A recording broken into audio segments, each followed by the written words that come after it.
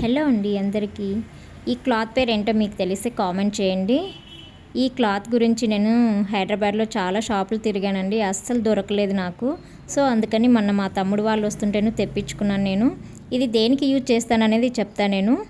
ఇన్నిసార్లు నేను ఊరికి వెళ్తుంటా కానీ నాకు అదేంటో కానీ అస్సలు గుర్తుకు రాదండి ఊరు నుంచి తెచ్చుకుందాము అనే విషయము. సో చూడండి, నాకు కావాల్సినంత క్లాత్ కట్ చేసుకున్నాను. ఇప్పుడు నేను చూపించే క్లాత్ ఏమో ఇక్కడ షాపులలో తీసుకున్నది, చాలా మందంగా ఉందండి, అస్సలు బాగాలేదు. ఊర్లలో అన్నం గంజి వార్చడానికి ఈ క్లాత్ని యూజ్ చేసేవాళ్ళండి. అలాగే అన్నం మనము మిగిలితే తీసి పెడతాం కదా గిన్నెలో, అలా కూడా దీన్ని కప్పడానికి యూజ్ చేసేవాళ్ళు అప్పట్లో. ఇప్పుడు మనకు అమెజాన్లో కూడా ప్లాస్టిక్ బుట్టలు దొరుకుతున్నాయి చూడండి, అలా అన్నమాట. నాకు ఇప్పుడు మళ్ళీ నేను పాతకాలం పద్ధతి పాటిస్తున్నాను కాబట్టి ఇలా తీసుకొచ్చుకోవాల్సి వచ్చింది. ఏం లేదండి, నేను జావా ప్రిపేర్ చేసినప్పుడు కుండకి ఇలా కడదామనేసి తెప్పించుకున్నాను.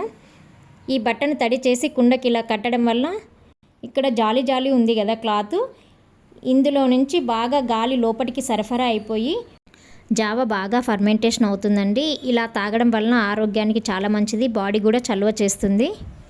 ఈ జావా రేపు మార్నింగ్ కల్లా అంబల్లాగా తయారవుతుంది. ఓకే అండి, బాయ్.